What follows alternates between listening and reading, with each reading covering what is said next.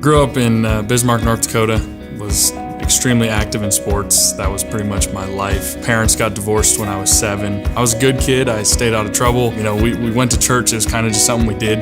It's kind of something we checked the boxes, so to speak. And I thought I was right with God because I was a good kid. I listened to what my dad said. I didn't want to get in trouble, didn't want to miss sports, kind of all those things, all those factors in my mind made me think I'm good. And then I go to college, and at that point it's, okay, you're no longer in your parents' house. It's time to grow up, make your own decisions. I remember one of our first practices, it was a senior quarterback at the time named Dante Perez. He ends up asking me, hey man, you ever read the Bible? It was our first practice. I just got done learning about two-jet protection and what the X has on the certain plays and all of these things. My head's spinning, and he wants to talk about the Bible, and I'm kind of taken aback. At the same time though, I was like, here it is, because I knew God was kind of moving. And from that moment on, him and I started talking. He was a mentor to me. We read the entire New Testament and met up, at least once a week and talked through the Word. And it just came to life to me. It was really eye-opening to me. I always said I was a believer in Jesus, but I didn't really know what he did for me. I thought it was all about what I could do for him. And when that kind of mindset was flipped on its head, and that it was already done for me, and that it was a thing called grace, and I could live for him freely and not out of rules and obligation, it just changed my life.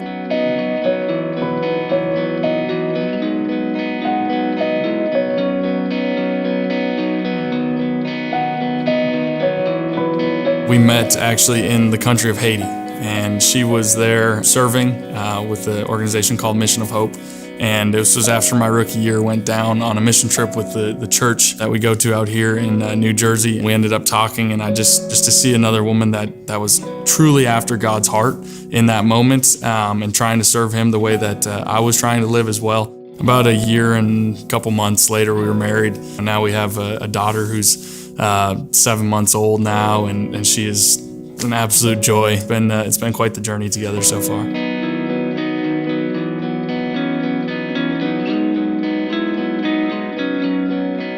We were all on this high as a team. I was in the MVP conversation, and our team was, we just clinched the NFC East and all sorts of good things going.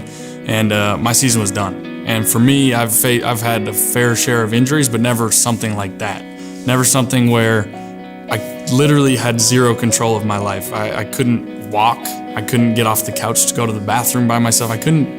Just complete control had to be surrendered. Believe me, I wasn't the best patient. I was frustrated, I was crabby. It was a trying time. But to look back at it and to see, we go on to win the Super Bowl. Everyone knows that story, and I was not out there. And to walk through that, obviously it was tough at the time, and I still look back and think it was a tough time, but I know God was moving in my life, and he wanted me to know that he loves me so much that my relationship with him is far more important than winning a Super Bowl, than being on that stage in my uniform, than playing in that game, but ultimately playing for his glory and saying, God, your will be done. And just how God has had his hand from that moment on in my life, and I thank him for it.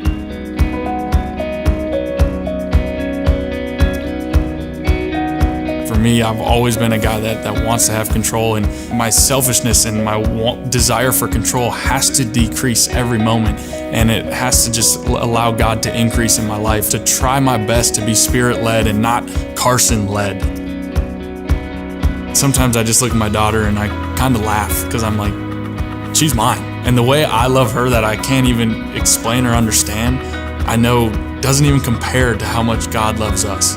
Almost makes me emotional sometimes because I'm just like, this is my daughter, and God, you gave your son to die for me. And I'm like, I would never let anything happen to this little girl because she is mine. Like, because of how much he loves me, he was willing to allow his son to go through the agony of dying on that cross. And I think that is when the peace just rushes over me, and I think, all right, God, there's so much more at play than the X's and O's of football, than the highs and lows of wins and losses, and that gives me peace.